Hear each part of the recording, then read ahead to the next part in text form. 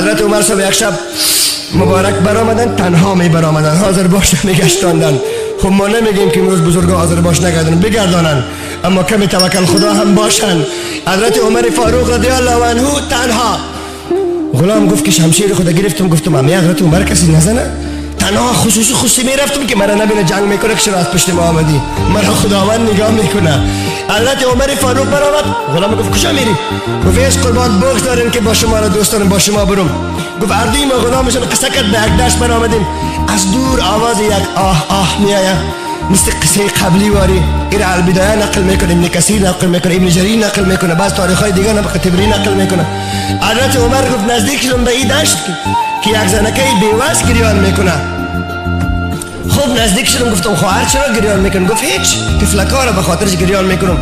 گفت چی جوش میتی؟ یک دیگه جوش میته با چکماق در رو.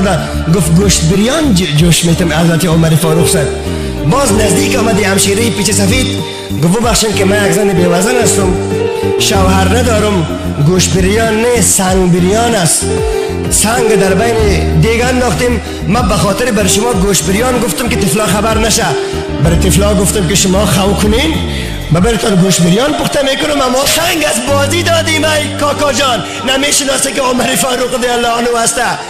باز زنکه گفت که بیوزن گفت کاکا جان، خداوند در روز قیامت از پادشاه ها و امیرای مسلمان پرسان نمیکنه که با بیوزن را خبر نمیگیرن. یک بار حضرت عمر گریان گرفت، گفت پرسان میکنه خواهر. گوشت از جایش خیز به خانه رفت، دروازه را تک تک میکنه. برادران عزیز، لایق زورتان دستگیری غریبا را بکنین، لایق زورتان دستگیری گناهگارا را بکنین، دستگیری بدبختا و روسیا را بکنین که مردم تباه شده بعضیا.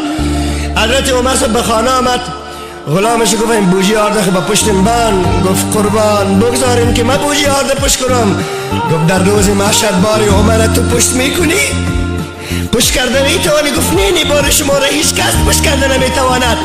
بوجی آرده امی تو نفسک زده، عرقک از پیشانی مبارک ریخته، کاش که یک عرق به چشم ما میریخت که به حلق خود فرو میبودیم و در روز محشر میگفتم الهی در درونی ما یک عرق عمر است رضی الله تعالی عنه. یکی از کتابای معتبر نقل میکند اگر به سینه جوان نوشته شود عمر، او را شیطان شب بازی داده نمیتواند، او احتلامی نمیشود. از برکت نام عمر رضی الله عنه هنوز که ما عمر را ندیدیم، الهی در روز محشر ما را به عمر یک جای بگردان و ما را در دنیا عمر مشرب و ابو بکر مشرب و عثمان و علی مشرب بگردان. حضرت عمر فاروق رضی الله عنه نزدیک خیمه شد، بیوزنکت خواست، گفت که خواهر عزیزم، من یک آدمی هستم بسیار گناهگار هستم، ببینین عزیزان محترم امی آرد ما را قبول کنین.